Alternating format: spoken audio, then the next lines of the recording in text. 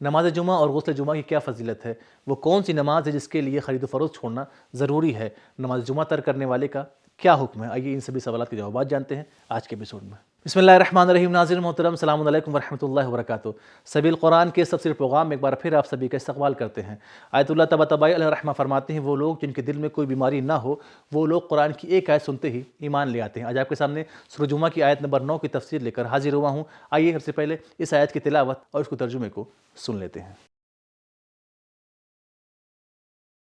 كتاب أنزلناه إليك مبارك ليدبروا آياته وليتذكر أولو الألباب بسم الله الرحمن الرحيم يا أيها الذين آمنوا إذا نودي للصلاة من يوم الجمعة فاسعوا إلى ذكر الله وذروا البيع ذلكم خير لكم إن كنتم تعلمون۔ اے ایماندارو، جب جمعے کے دن نماز جمعہ کے لیے اذان دی جائے تو خدا کی یاد یعنی نماز کی طرف دوڑ پڑو اور خرید و فروخت چھوڑ دو۔ اگر تم سمجھتے ہو تو یہی تمہارے حق میں بہتر ہے۔ سورہ جمعہ کی آیت نمبر 9 میں خداوند الرحمن الرحیم نے اپنے چاہنے والوں کے لیے کچھ اہم نکات رکھے ہیں۔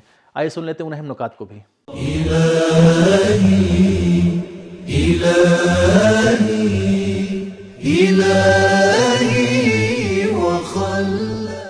رسول اللہ صلی اللہ علیہ وآلہ وسلم نے معراج میں مشاہدہ فرمایا کہ جو لوگ جمعے کے دن غسل کرتے ہیں اور نماز جمعہ میں حاضر ہوتے ہیں، فرشتے ان لوگوں کے لیے مغفرت طلب کرتے ہیں اور کہتے ہیں، اللہم اغفر للذین یحضرون صلاة الجمعہ، اللہم اغفر للذین یغتسلون یوم الجمعہ۔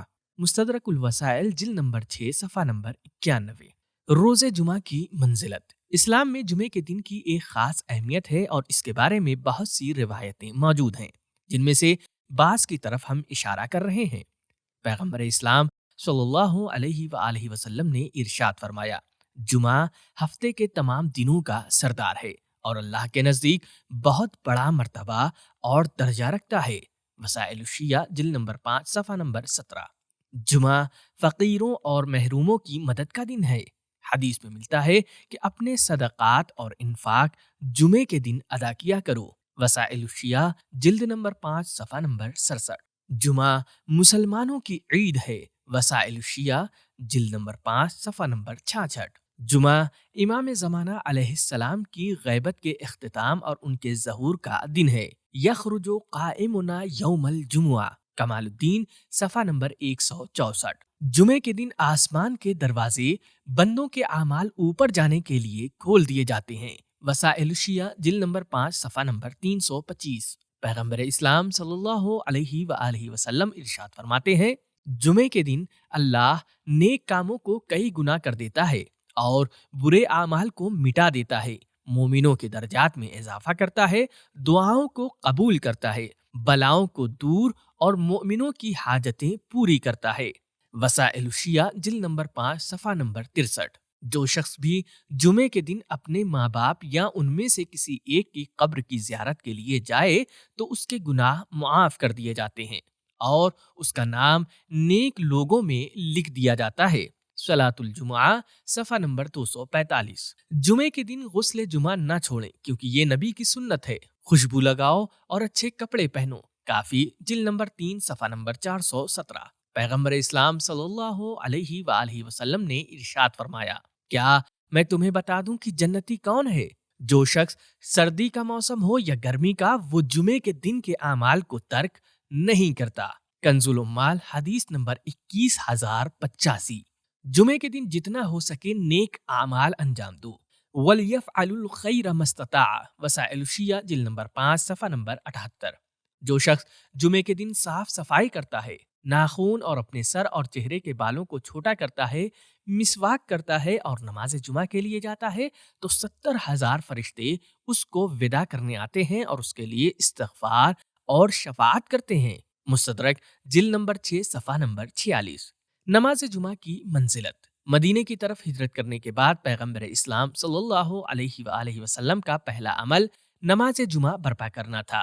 یہ وہ نماز ہے جس کی طرف دعوت دینے کا آغاز یا ایھا الذین آمنو کے جملے سے ہوا ہے۔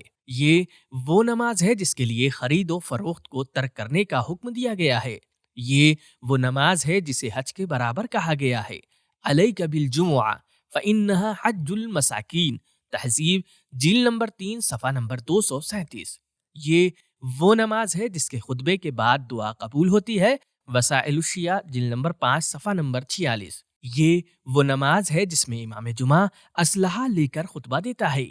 یہ وہ نماز ہے جس کو ہلکا شمار کرنا نفاق کی علامت ہے۔ یہ وہ نماز ہے جس میں امام جمعہ لوگوں کو تقویٰ کی دعوت دیتا ہے۔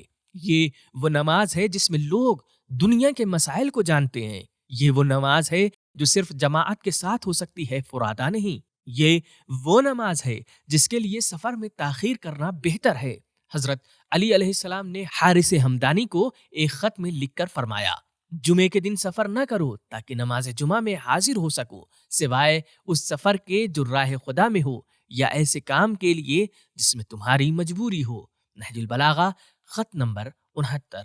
یہ وہ نماز ہے جس کے لیے ایک دن پہلے سے تیاری کا حکم دیا گیا ہے۔ حضرت علی علیہ السلام لوگوں کو جمعرات کے دن ایسی دوا کے استعمال کرنے سے منع کرتے تھے جو کمزوری اور نماز میں شریک نہ ہونے کا سبب بنتی ہو۔ بہار الانوار جلد نمبر 89 صفحہ نمبر 197۔ اور امام باقر علیہ السلام نے پیغمبر اسلام صلی اللہ علیہ وآلہ وسلم کے ساتھیوں کی صفات کے بارے میں فرمایا، وہ لوگ اپنے آپ کو جمعرات کے دن سے ہی نماز جمعہ کے لیے آمادہ کرتے تھے۔ وسائل الشیعہ جلد نمبر 5 صفحہ نمبر 46۔ یہ وہ نماز ہے جس میں شریک ہونے کا ثواب مسافر کے لیے ان لوگوں سے زیادہ ہے جو اسی شہر کے رہنے والے ہوں۔ وسائل الشیعہ جلد نمبر 5 صفحہ نمبر 36۔ یہ وہ نماز ہے جس سے پہلے والی رات میں آیتوں کی تلاوت کی تاکید کی گئی ہے۔ روایتوں میں تاکید کی گئی ہے کہ جمعرات کی مغرب کی نماز میں سورہ جمعہ کی تلاوت کی جائے، جو کہ ایک طرح سے نماز جمعہ کی یاد دہانی اور اس کی تیاری ہے۔ پیغمبر اسلام صلی اللہ علیہ وآلہ وسلم نے ارشاد فرمایا، مومن جو بھی قدم جمعے کی نماز کی طرف اٹھاتا ہے، اللہ تعالیٰ اس سے قیامت کے دن کا خوف کم کر دیتا ہے۔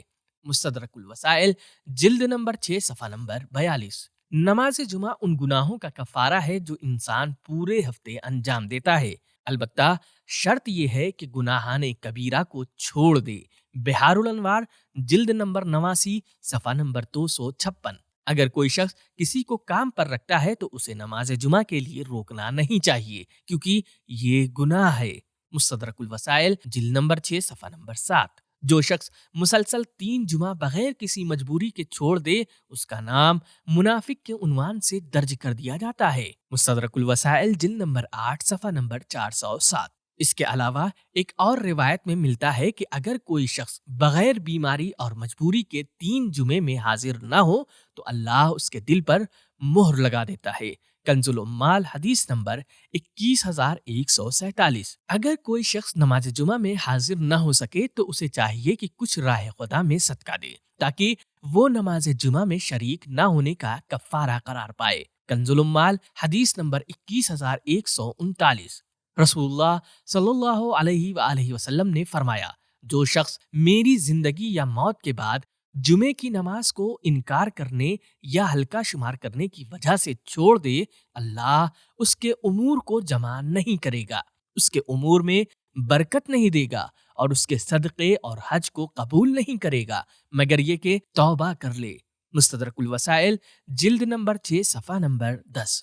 جب امام جمعہ خطبہ دینے کے لیے کھڑا ہو تو لوگوں کے لیے ضروری ہے کہ خاموش رہیں۔ بہار الانوار جلد نمبر 89 صفحہ نمبر 256۔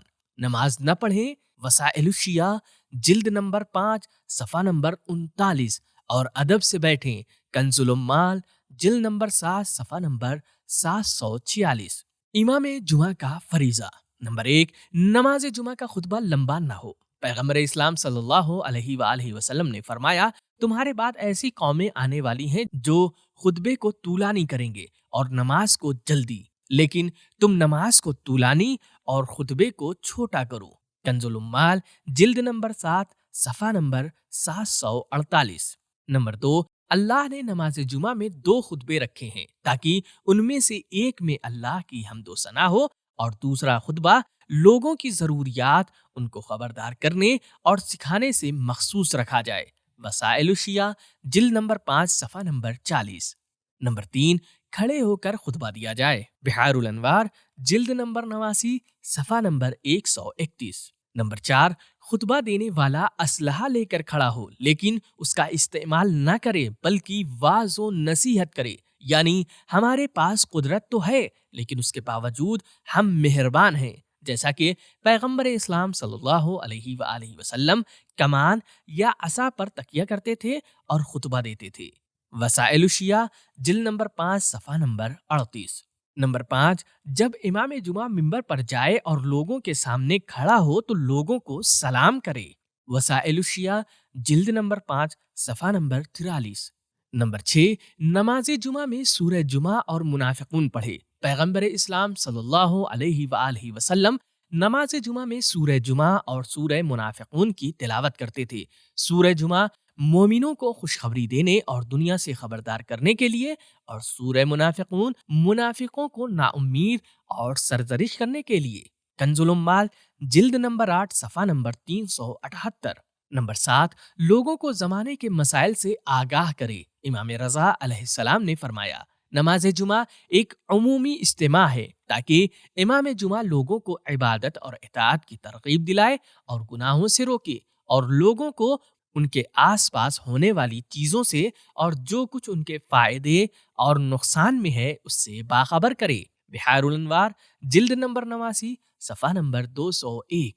نمبر 8، امام جمعہ کو چاہیے کہ لوگوں کو اللہ کے امر و نہی اور جو کچھ لوگوں کے لیے فائدہ مند اور نقصان دہ ہے اس سے باخبر کرے اور انہیں تعلیم دے۔ وسائل الشیعہ جلد نمبر 5 صفحہ نمبر 40۔ بہترین ترجمہ تلاوت اور اس کے اہم نکات کو جان لینے کے بعد آئیے اس آیت کے پیغامات کو بھی جان لیتے ہیں۔ كتاب أنزلناه إليك مبارك ليدبروا آياته وليتذكروا۔ نمبر 1، لوگوں کو اللہ کی عبادت کی دعوت دینے کے لیے راستہ ہموار کرنا چاہیے۔ سورہ جمعہ کی ابتدا میں نماز جمعہ کا حکم دینے سے پہلے مخلوقات کی تسبیح کو بیان کیا گیا ہے۔ نمبر 2، لوگوں کو دعوت دینے کے لیے انہیں احترام اور نیک نامی کے ساتھ یاد یعنی پکارا جائے۔ نمبر 3، نماز جمعہ میں شرکت کرنا ایمان کی علامت ہے۔ نمبر 4، نماز اللہ کے ذکر اور اس کی یاد کا وسیلہ ہے۔ نمبر 5، نماز جمعہ میں شرکت کرنے میں جلدی کریں۔ نمبر 6، نماز جمعہ میں شریک ہونے کے لیے موجودہ رکاوٹوں کو دور کیا جائے۔ وذر البیع، کام کاج اور تجارت کو چھوڑ دینا صرف ایک نمونہ ہے۔ نماز جمعہ میں شریک ہونے کے لیے تمام کاموں کو چھوڑ دینا چاہیے۔ نمبر 7، اللہ اگر تجارت کو چھوڑنے کا حکم دے رہا ہے تو اس کے سچے وعدوں کے ذریعے اس کی بھرپائی بھی کرتا ہے۔ نمبر 8، دینی تربیت میں شوق دلانا بھی ضروری ہے۔ یا ایھا الذین آمنوا، حکم دینا بھی ضروری ہے۔ فاسعوا الی ذکر اللہ، نہیں کرنا بھی ضروری ہے۔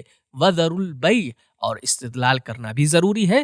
ذالکم خیر لکم۔ تو ناظرین، ہم نے جانا کہ رسول خدا صلی اللہ علیہ وسلم جب معراج پہ گئے تو انہوں نے دیکھا جو لوگ نماز جمعہ پڑھتے ہیں، جو لوگ غسل جمعہ کرتے ہیں، ان کے لیے فرشتے مغفرت طلب کر رہے ہیں، اور نماز جمعہ ایک ایسی نماز جس کے لیے خرید و فروخت کو چھوڑنا ضروری ہے، اور روایتوں میں ہے جو لوگ مسلسل بنا عذر کے 3 نماز جمعہ چھوڑ دیں ان کا نام منافقوں میں لکھ دیا جاتا ہے۔ تو ہمارا آج کا ایپیسوڈ یہ ختم ہوا، ملتے ہیں اگلے ایپیسوڈ میں، تب تک کے لیے خدا حافظ۔